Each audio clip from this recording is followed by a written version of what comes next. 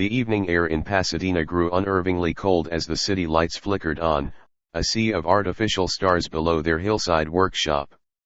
Robert stood by the rolling steel door, his eyes locked on a dark sedan idling across the street. It had been sitting there for 3 hours, its presence a calculated, silent threat. Minnie walked up beside him, her face pale in the dim light of the shop. "That's the same car from the town hall," she whispered, her hand gripping a heavy wrench. "The man who wouldn't give his name." Robert nodded, his chest tightening. "He's not here for the grid contract, Min. He's waiting for us to leave so he can break the lock." Virginia stepped out from the back, holding a tablet that showed the shop's security feed. "Dad, the motion sensors are picking up movement near the rear ventilation duct. Someone is trying to bypass the electronic alarm system." Robert's instincts from his old corporate security days snapped into place. "Barbara, get the girls to the inner office and lock the gate. Dorothy, grab the heavy light stanchions. We're going to make sure they know we're home and we aren't moving." "We can't fight them if they have legal papers, Robert," Minnie said, though her voice remained steady. "They don't have legal papers," Robert replied, his voice a low, dangerous rumble. "They have desperation. And we have the proof of the grid design. If they get in here, they'll bury our hard work under a mountain of litigation that we can't afford."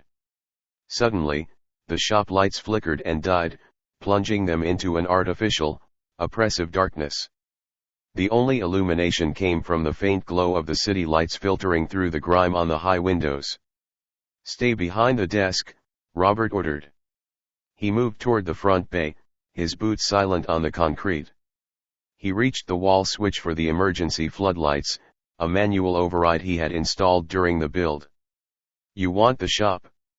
Robert shouted into the void. "Come and take it."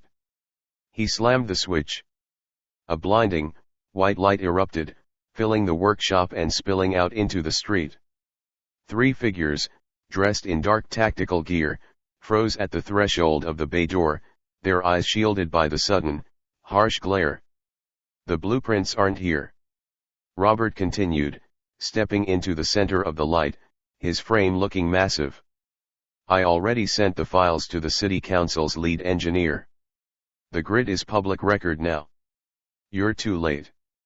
The leader of the group, a man with a sharp, angular face, squinted against the light. "You think the city will protect you, Towers?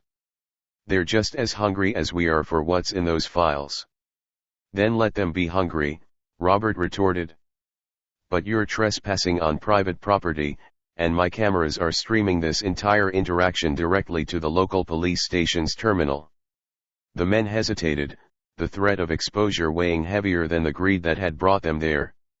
Robert held his ground, knowing the bluff was the only thing keeping the shop from being cleared. "Get out," Robert said.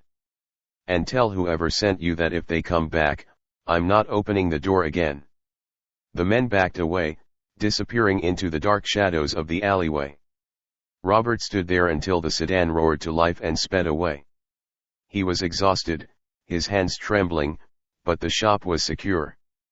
The towers would rise, one piece at a time, even in the heart of the city.